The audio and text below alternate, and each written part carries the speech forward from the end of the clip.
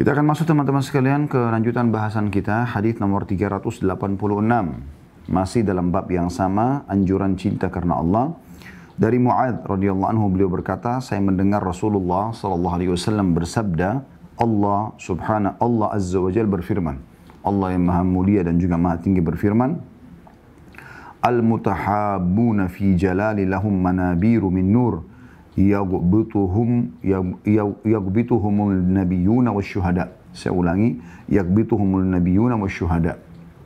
Orang-orang yang saling mencintai karena keagunganku, kata Allah, bagi mereka mimbar-mimbar dalam kurung tempat mereka duduk yang terbuat dari cahaya, hingga para nabi dan orang-orang syahid merasa iri terhadap mereka. Ya, dan hadis ini hadis diriwayatkan Tirmidzi dan dikatakan hadis hasan sahih. Ini salah satu teman-teman sekalian kemuliaan akan didapatkan bagi orang yang saling mencintai karena Allah Subhanahu wa taala. Kita sudah jelaskan di awal bab kita ini bagaimana ada ukhuwah yang umum, kita mencintai semua sesama muslim sebagaimana Allah berfirman dalam Al-Qur'an, a'udzubillahi minasyaitonirrajim, innamal mu'minuna ikhwah fa aslihu baina akhawaykum. Semua orang beriman bersaudara, maka perbaikilah persaudaraan kalian itu. Kemudian ada ukhuwah yang khusus dalam arti kata kita memilih lagi ya, dari kaum mukminin, kaum muslimin yang sesama jenis kita, laki-laki sama laki-laki, perempuan sama perempuan, yang jauh lebih saleh, jauh lebih salihah dari kita, agar kita menjadikannya sebagai sahabat.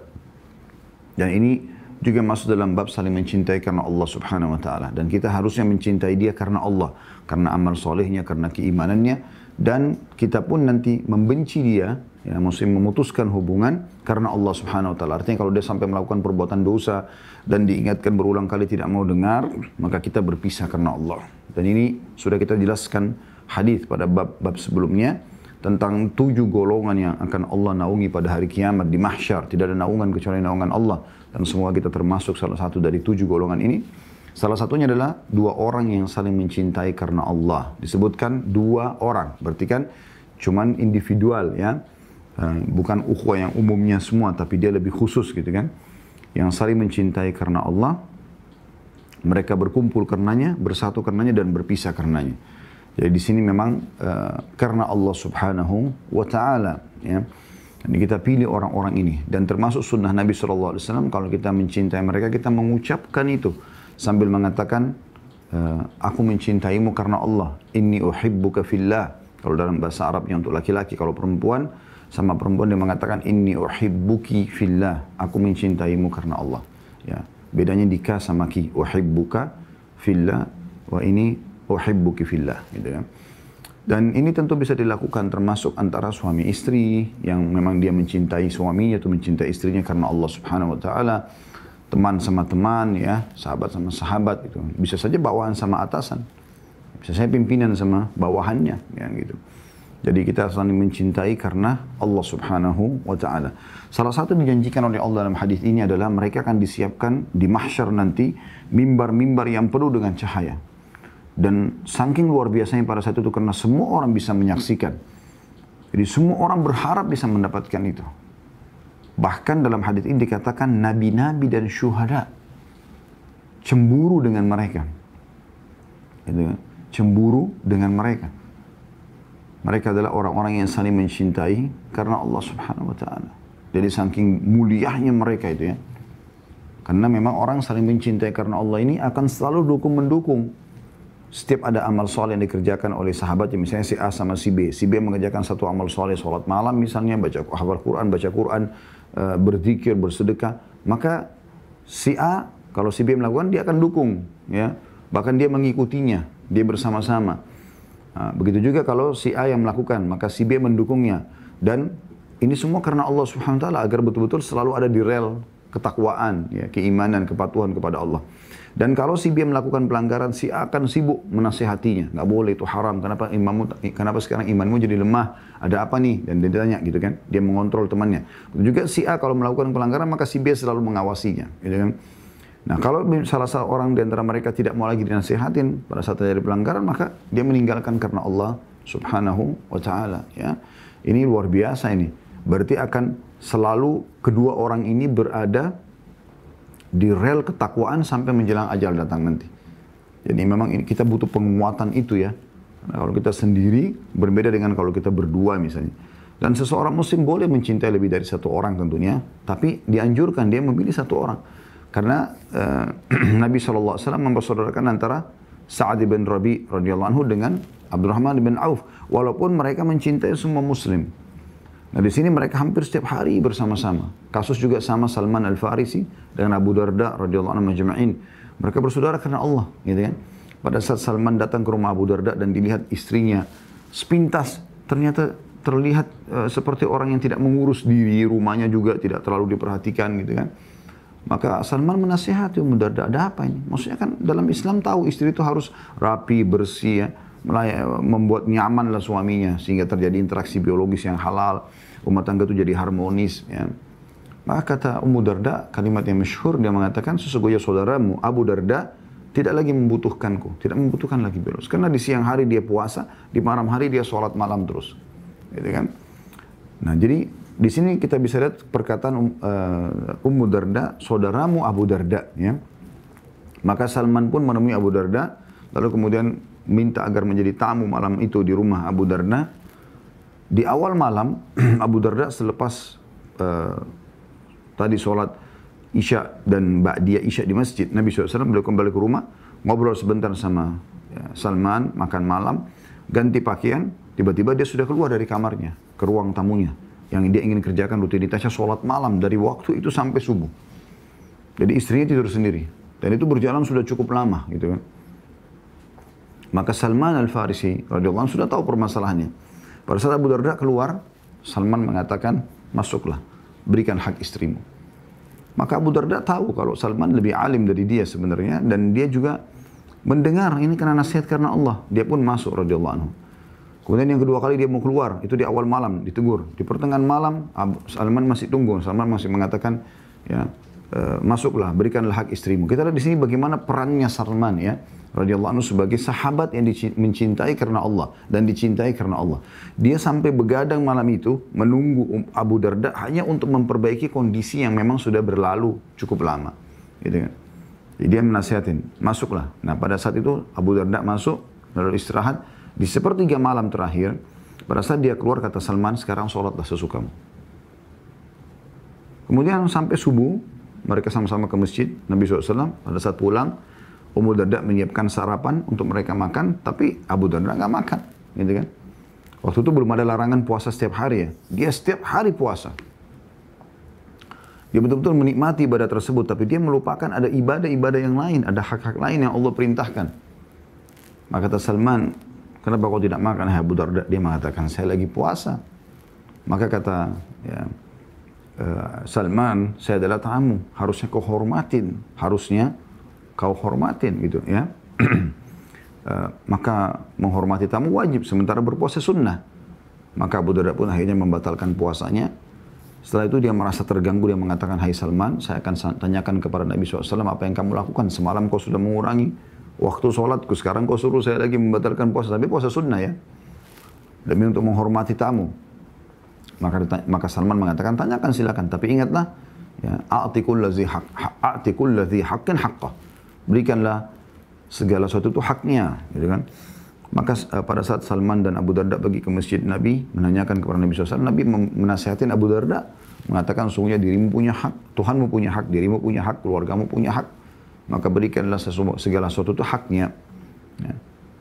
Dari di sini kita lihat bagaimana peran Salman radhiyallahu anhu dalam menasihatin saudaranya karena Allah Subhanahu wa taala. Ini contoh saja. Nah, orang-orang ini karena selalu saling mengawasin satu sama yang lain karena Allah, Allah muliakan mereka pada hari kiamat. Diberikan mimbar, semua orang melihatnya, ya, bercahaya terang, ya, kemudian ya, apa namanya? Nabi-nabi dan para syuhada ya, cemburu pada mereka. Di sini cemburu di sini bukan negatif ya, tapi positif. Artinya kagum, begitu luar biasa diberikan oleh Allah Subhanahu wa taala kepada orang-orang yang saling mencintai karenanya. Tapi ingat syaratnya di sini ya, al-mutahabuna fi jalali, yaitu orang-orang yang saling mencintai karena keagunganku kata Allah. Jadi bukan karena tampanannya, bukan karena kecantikannya, bukan karena jarum nasabnya, bukan karena hartanya, bukan karena jabatannya, semua karena Allah. Ya. Dan sebelum ini ada hadis yang sempat kita bahas ya. Itu ada di hadis nomor 383. Bagaimana maaf 384 tepatnya. Bagaimana ada seseorang yang menziarahi saudaranya sesama muslim yang dicintai karena Allah di satu perkampungan yang beda dengan kampung dia. Kemudian Allah datangkan malaikat menjadi manusia, menahan dia, lalu menanyakan kenapa kau mau ke sana. Ya, kemudian dia mengatakan, ya, kau mau kemana? Dia bilang, saya mau ke negeri ini. Untuk apa? Dia bilang, saya mau mendatangi saudara saya. Kata malaikat tersebut, apa kau punya hajat? Ada urusanmu? Mau nagih utang kah? Mau minta sesuatu kah? Ada urusan dunia? Dia mengatakan tidak. Semua saya kerjakan itu karena Allah. Saya mencintai dia karena Allah. Maka malaikat pun mengatakan, sungguhnya aku adalah utusan Tuhanmu yang menyampaikan kepadamu bahwasanya Tuhanmu Allah mencintaimu, ya, karena kamu mencintai dia karena Allah. Atau karenanya, karena Allah SWT. Kita akan masuk ke hadis selanjutnya teman-teman sekalian, 387. Dan insya Allah kita coba selesaikan ya. Tinggal tersisa kurang lebih 4 buah hadis ya. Baru kita masuk ke bab baru. Yaitu hadis nomor 387 yang berbunyi dari Abu Idris Al-Khawlani rahimahullah. Beliau berkata, dakhaltu masjid di Dimashq. Dakhaltu masjid Dimashq. Fa idza fatan barraka thanaya wa idza an-nasu ma'ahu. Fa idza ikhtalafu fi syai' asnaduhu ilay wa sadaru an ra'yihi.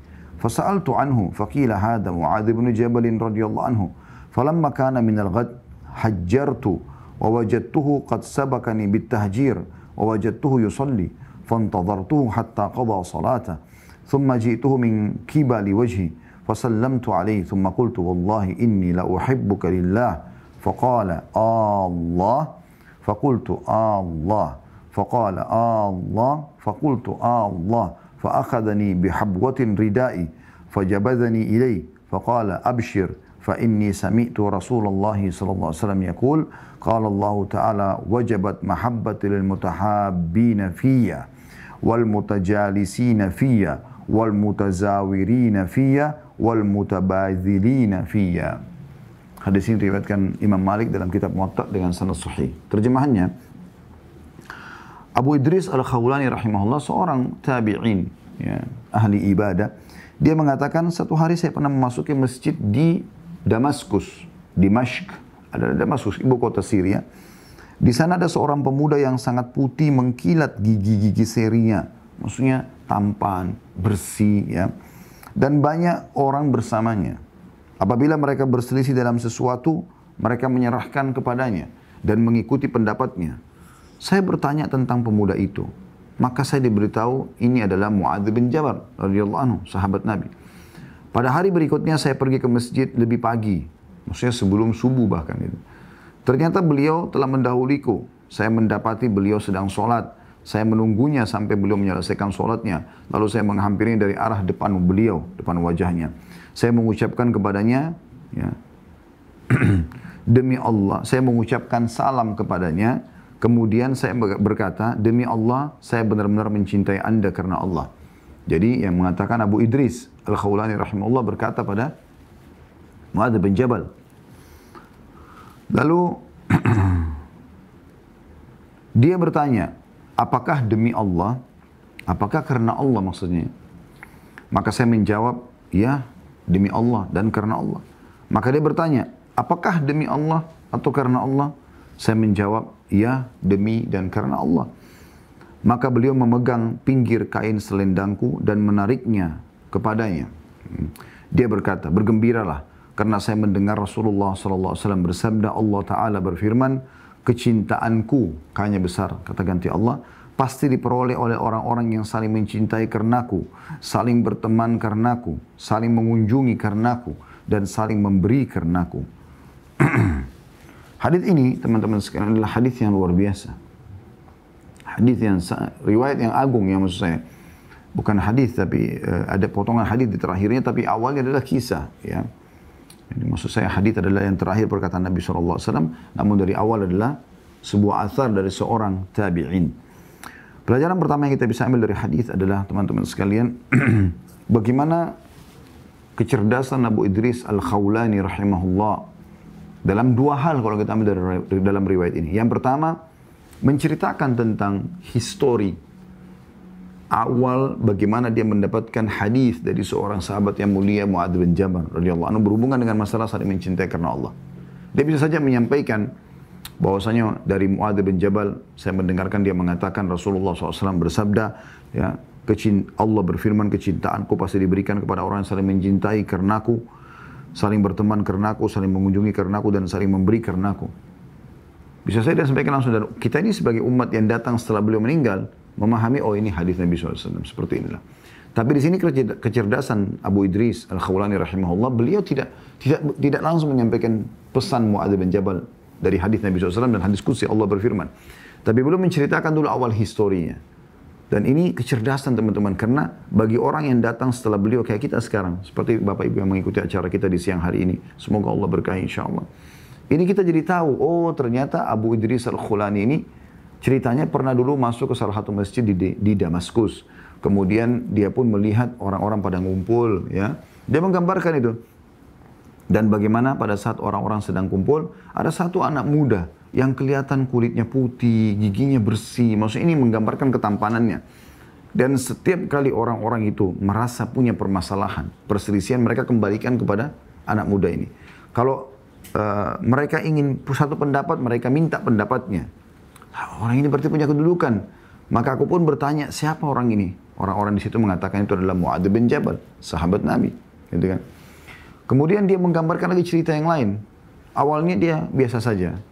Tapi keesokan paginya, pada saat dia nginep di Damaskus, ya, keesokan paginya dia datang lebih cepat ke masjid.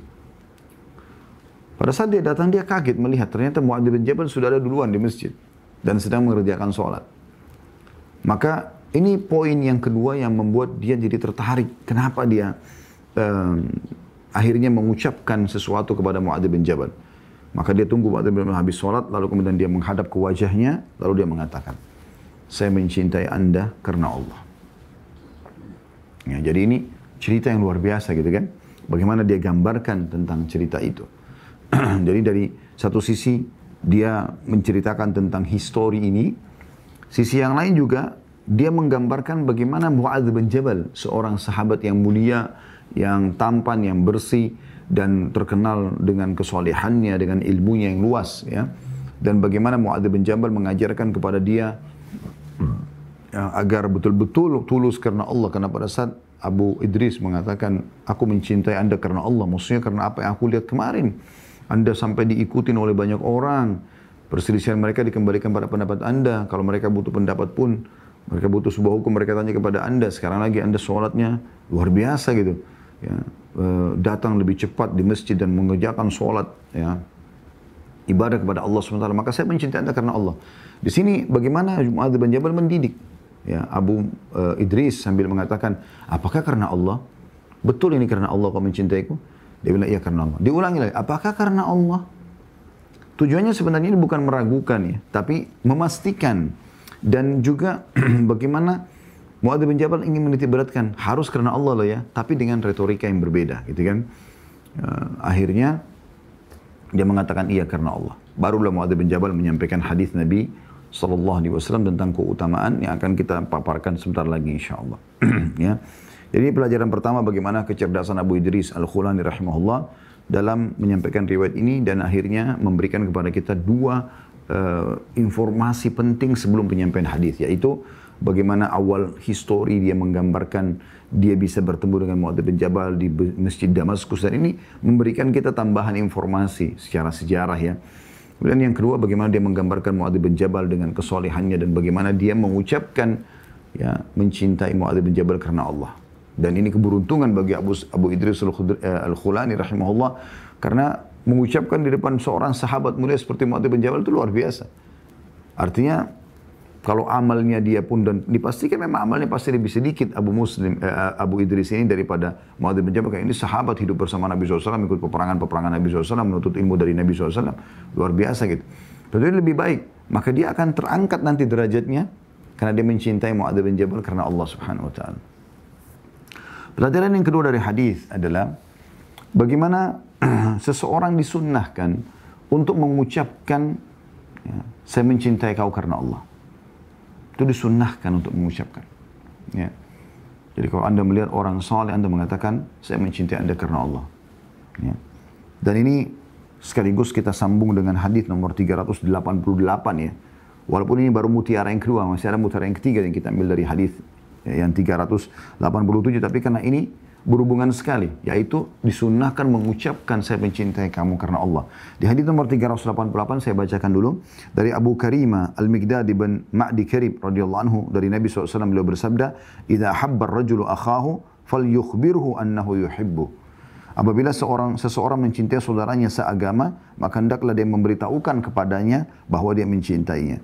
Hadis ini diriwayatkan Tirmidzi dan dikatakan hadis ya sahih.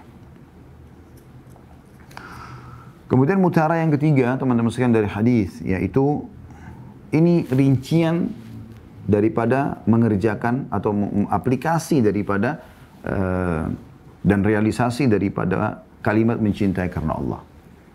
Yaitu perkataan Mu'adz bin Jabal pada saat Abu Idris mengatakan Al-Khulani rahimahullah, aku mencintai karena Allah, dan dia sudah memastikan apakah karena Allah, sampai 2 atau 3 kali katakan iya jawabannya Abu Idris.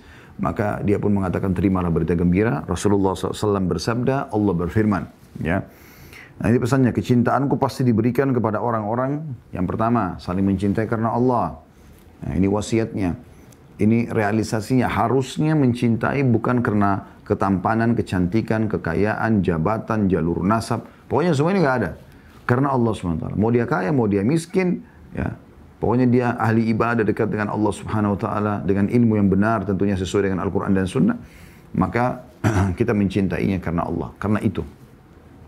Walaupun ada kekurangan dari sisi fisik, ya. Seorang sahabat Nabi namanya Julaibib radhiyallahu anhu sampai diberikan julukan oleh orang-orang si buruk wajah, ya. Jadi mungkin kalimat ini sudah cukup mewakili orangnya jelek gitu kan, radhiyallahu anhu. Bahkan sampai pada saat Nabi SAW mau melamarkan agar Julaibib menikah, gitu kan, itu awalnya terjadi penolakan dari orang tua calon perempuan, tapi karena perempuan ini salihah, yang datang ke rumahnya melamar adalah Nabi SAW, maka dia mengatakan jangan tolong ayah ibu, jangan tolak lamaran Nabi SAW, maka menikahlah dengan Julaibib, wanita tersebut. Walaupun itu wajahnya buruk, gitu kan, tapi karena ini pilihan Nabi SAW tidak mungkin salah. Dan Julaibib radhiyallahu anhu ternyata memang bukan karena dari fisiknya. Allah tidak melihat fisik seseorang. Ya, di peperangan dia mati, terbunuh mati syahid. Pada saat mati Nabi SAW mengatakan kepada para sahabat, apakah kalian kehilangan seseorang? Jadi seakan-akan ada nggak yang meninggal kerabatnya apa segala macam. Kemudian Nabi SAW mengatakan, aku kehilangan Julaibib, carikan untukku. Maka sahabat semua pada keliling cari di antara tumpukan jenazah, ada nggak Julaibib? Mereka temukan jenazah Julaibib sudah meninggal, mati syahid. Di sebelahnya ada sekitar 7 atau 8 orang kafir yang mati. Maka mereka melapor kepada Nabi SAW. Nabi SAW datang lalu menggendong Julaibib sambil mengatakan, sesungguhnya aku bagian dari Julaibib, Julaibib bagian dari aku.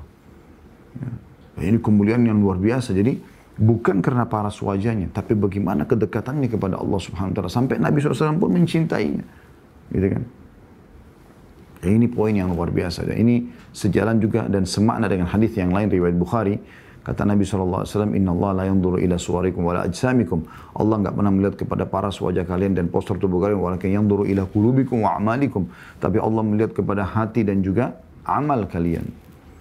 Jadi bagi teman-teman yang merasa punya kekurangan fisik, mungkin tubuhnya pendek atau wajahnya jelek atau apalah ya, ada cacat fisik, itu semua tidak ada masalah. Karena itu selama di dunia. Yang penting Anda dekat dengan Allah Subhanahu wa taala. Ya. Saya pernah masuk ke satu masjid, subhanallah, saya terkagetkan. Ternyata di situ ada banyak orang-orang cacat dan mereka dalam kondisi kakinya puntung, ya, tidak sempurna secara fisik. Tapi mereka sholat, datang. Bahkan mereka kelihatan ada tanda-tanda kesolehan, gitu kan. Pada saat kami sempat menyapa salah seorang, ternyata dia rutin mengikuti pengajian-pengajian walaupun dalam kondisi lumpuh. Dan dia punya ilmu agama, dia bisa ajarkan. Atha bin Abi Rabah, seorang ulama tabi'in di Mekah, yang kata Abdullah bin Umar radhiyallahu anhu pada saat beliau datang ke Mekah, lalu orang-orang Mekah mengurumuninya, beliau mengatakan, saya heran dengan kalian wahai penduduk Mekah. Kalian datang bertanya padaku, padahal di tengah-tengah kalian ada Atha bin Abi Rabah. Atha bin Abi Rabah ini seorang budak, diberikan gambarannya berkulit hitam, matanya satu rusak, rambutnya keriting, badannya kurus, kakinya pincang. rahimahullah. Tapi karena ilmu agama, Allah muliakan dia. Karena keimanan dan amal solehnya, Allah muliakan dia. Jadi itu, kalau kita bisa mendapatkan seorang sahabat yang misalnya kita seorang laki-laki, kita tampan juga dapat orang yang tampan, alhamdulillah, dengan keimanan dia tentunya. Ya, keimanan pertama baru kemudian dilengkapi dengan fisiknya. Ya, sebagaimana di sini Abu Idris Al-Khulain rahimahullah mendapatkan Muadz bin Jabal, digambarkan bagaimana tampannya, giginya yang bersih, kulitnya yang putih gitu kan. Alhamdulillah. Tapi kalau tidak, maka tidak harus fisik bukan jadi tolok ukur atau nomor pertama atau nomor utama yang harus urutan pertama yang harus dipilih gitu kan. Tapi keimanan dia. Begitu juga wanita muslimah. Kalau dia dapat alhamdulillah juga sahabat dia yang cantik juga seperti dia misalnya dan mukminah, alhamdulillah itu baik. Tapi kalau tidak harus. Karena yang kita butuhkan adalah keimanan dan amal soleh dia yang selalu menjadikan pengawas, akan menjadi pengawas bagi kita. Ya. Kemudian teman-teman saling mencintai karena Allah ini, ya, aplikasinya atau realisasi daripada mencintai karena Allah. Yang kedua, saling berteman karenaku, ya, jalan sama-sama, ya, memenuhi kebutuhan. Yang ketiga, saling mengunjungi karenaku. Jadi orang harusnya saling mendatangi satu sama yang lain. Ya. Bukan berarti saling mencintai karena Allah, kemudian tidak pernah ketemu sama sekali. Tidak, mereka berusaha untuk di waktu-waktu yang senggang segala macam mereka bertemu, mereka duduk bersama-sama, ya. Dan yang terakhir adalah saling memberi karena aku. Royal dengan sahabatnya. Sampai pernah ada dua orang, seingat saya Abu Hurairah dan Abdullah bin Mas'ud radhiyallahu anhuma, dalam dua riwayat yang berpisah, ada orang yang datang kepada keduanya sambil mengatakan, saya mencintai Anda karena Allah. Maka perkataan pertama Abu Hurairah dan juga Abdullah bin Mas'ud dalam dua riwayat yang berbeda, ya, dua waktu yang berbeda, dua orang yang berbeda gitu. Maka tapi sama statementnya. Mereka berdua mengatakan, apakah kau sudah tahu syaratnya? Saya mencintai karena Allah. Kata orang yang mengucapkan, belum. Kata Abdullah bin Mas'ud dan juga Abu Hurairah dalam riwayat yang berbeda, ya, kantongku adalah kantongmu dan kantongmu adalah kantongku. Artinya, ya sudah, duitmu duitku, gitu kan? Uangmu uangmu, uangmu adalah uangku juga. Kalau aku butuh, aku akan membahasakannya. Kalau kau butuh, kau membahasakan kepada aku. Maka orang itu sempat mengatakan, yang saya ingat dalam riwayat Abu Hurairah, ya, saya belum bisa sampai ke situ. Kata Abu Hurairah, kalau begitu cari orang lain. Ya. Karena memang tidak mungkin persahabatan akan langgeng teman-teman kalau kita nggak royal, ya, dan loyal pada sahabat kita. Dan ini semua karena Allah SWT. Artinya kalau dia melakukan kegiatan-kegiatan sosial, kebaikan-kebaikan, atau dia terlilit utang, kita cari pahala dari dia gitu. Nah, itu poin. Tapi kalau dia mau melakukan kemaksiatan, tidak boleh. Kalau dia mau melakukan kemaksiatan, jangan dukung. Jangan berikan apapun pada dia. Dia mau mabuk, dia mau narkotika, dia mau apa saja, nggak boleh. Ya. Jangan didukung. Karena kata Nabi SAW, La ta'ata li makhlukin fi maksiyati khaliq. Tidak ada ketaatan pada makhluk yang berbau maksiat pada sang pencipta. Dalam riwayat lain, La ta'ata illa fi ma'ruf. Nggak ada ketaatan kecuali pada hal yang dibolehkan dalam agama Allah Subhanahu wa ta'ala. Selanjutnya teman-teman, saya langsung langkai hadis nomor 388. Kita langsung masuk ke 389 karena 388 itu sudah saya bacakan. Dari Muadz radhiyallahu anhu bahwa Rasulullah SAW memegang tangannya dan bersabda, Ya Muadz, wallahi inni la uhibbuka, thumma usika ya Muadz, la tada'anna fi duburi kulli salatin taqul, Allahumma inni ala dzikrika wa syukrika wa husni ibadatik. Hadis ini sahih diriwayatkan oleh Abu Dawud dan An-Nasa'i. Hadis ini teman-teman sekalian, pertama sekali mutiaranya adalah menunjukkan tentang kedudukan Muadz bin Jabal radhiyallahu anhu. Tadi sahabat yang disebutkan sebelumnya itu ya. Tapi ini kisah tentang pada saat dia masih hidup bersama Nabi SAW. Dalam riwayat yang lain dijelaskan Muadz bin Jabal sedang berboncengan dengan Nabi SAW bersama-sama di atas seekor keledai. Kemudian Nabi SAW mengatakan, wahai Muadz, aku sungguh benar-benar mencintaimu. Nah bahasa ini ya, menunjukkan tentang keutamaan. Ini mutiara pertama hadis, keutamaan Muadz bin Jabal radhiyallahu anhu. Bagaimana Nabi SAW sendiri mengucapkan itu. Siapa yang tidak bangga teman-teman sekalian? Kalau ada orang soleh saja, orang biasa saja, tapi dia ahli ibadah, dia mengatakan saya mencintai kau karena Allah, itu sudah cukup membuat hati kita sejuk. Dan orang yang faham ilmunya, dia akan mengatakan, dia akan punya gambaran dalam dirinya, orang ini akan bersama-sama saya pada hari kiamat, dia akan menyelamatkan saya. Ya, kalaupun amal saya kurang gitu, ya, maka itu luar biasa. Apalagi kalau Nabi SAW yang mengucapkan, Di sini baginda Nabi SAW mengucapkan ini kemuliaan, ya, buat Mu'adz radhiyallahu anhu. Ini kedudukan sendiri kata para ulama. Yang kedua adalah bagaimana Nabi SAW mencontohkan kalau mencintai karena Allah itu seharusnya, ya, dan sepantasnya memberikan masukan-masukan yang baik pada sahabatnya. Bagaimana Nabi SAW mengatakan, maka aku wasiatkan kepadamu sebagai bukti cinta aku padamu, hai Mu'adz, jangan pernah kau tinggalkan selepas sholat doa, Allahumma inni ala dzikrika wa syukrika wa husni ibadatik. Ya, ini mutiara yang kedua. Bagaimana seseorang yang mencintai karena Allah itu memberikan dukungan-dukungan untuk amal soleh, ya, peringatan-peringatan untuk meninggalkan dosa kepada sahabat yang dicintai karena Allah. Mutiara yang ketiga dan terakhir dari hadis ini adalah doa, kemuliaan doa ini. Doa ini dianjurkan dibaca setiap kali habis sholat, ya. Tapi boleh kita baca di selain selepas sholat ini. Karena doa ini sangat mulia. Perhatikan baik-baik maknanya. Allahumma a'inni. Ya Allah, tolonglah aku. Karena memang teman-teman, la hawla wa la quwata illa billah. Tidak ada daya dan kekuatan kecuali milik Allah. Sampai Ali radhiyallahu anhu mengatakan, aku heran dengan seseorang bisa binasa sementara keselamatan bersamanya. Kata para orang-orang di sekitarnya, apa yang Anda maksudkan dengan keselamatan? Kata beliau, istighfar. Dia mohon ampun kepada Allah SWT. Lalu kemudian beliau katakan lagi, gitu kan, mengingatkan tentang masalah sejalan dengan makna hadits atau doa kita ini, gitu kan. Beliau mengatakan sesungguhnya kalau Allah mengizinkan, ya, Allah memudahkan seorang hamba untuk memohon ampun atau mengucapkan istighfar dengan lisannya, maka berarti Allah inginkan untuk memaafkan dia. Atau Allah tidak akan mungkin mengadab seseorang yang Allah izinkan untuk mengucapkan istighfar kepadanya. Jadi memang kita minta agar Allah tolong teman-teman sekalian. La haula wa la quwata illa billah. Tidak ada daya dan kekuatan kita kalau bukan Allah yang menolong kita untuk selalu berzikir lisan ini, membaca Al-Quran, menuntut ilmu, mengajarkan ilmu. Mata melihat yang halal, telinga mendengar yang dibolehkan yang halal, tangan menjamah yang halal, lisan mengucapkan yang halal, yang benar, kaki melangkah kepada tempat yang halal, kemaluan tersentuh pada yang halal. Maka tidak mungkin kita bisa lakukan kalau Allah tidak tolong. Allah subhanahu wa ta'ala menolong itu. Makanya kita minta ini, Allahumma a'inni, tolonglah aku ya Allah. Ala dzikrika, agar selalu berzikir kepadamu. Dan ini amal yang mulia sekali. Sampai kata Nabi SAW, maukah saya tunjukkan kepada kalian amal lebih baik daripada kalian berinfak emas, perak. Lebih baik daripada kalian menuju ke medan perang, menebas leher-leher musuh kalian dan kalian ditebas leher kalian. Lalu kata Nabi SAW, selalulah lidahmu untuk seperti amal itu adalah selalu lidahmu basah karena berzikir kepada Allah SWT. Ini tidak mungkin kalau tanpa Allah berikan taufiknya. Lisan kita selalu berzikir, zikir pagi petang selalu dijaga. Setiap kali, setiap saat, pada saat dia lagi tidak tersibukkan dengan urusan-urusan dia yang lain, maka dia selalu mengucapkan kata-kata yang baik. Gitu. Kemudian teman-teman sekalian, yang kedua wa syukrika dari potongan doa dan selalu bersyukur kepadamu. Dan selalu bersyukur kepadamu.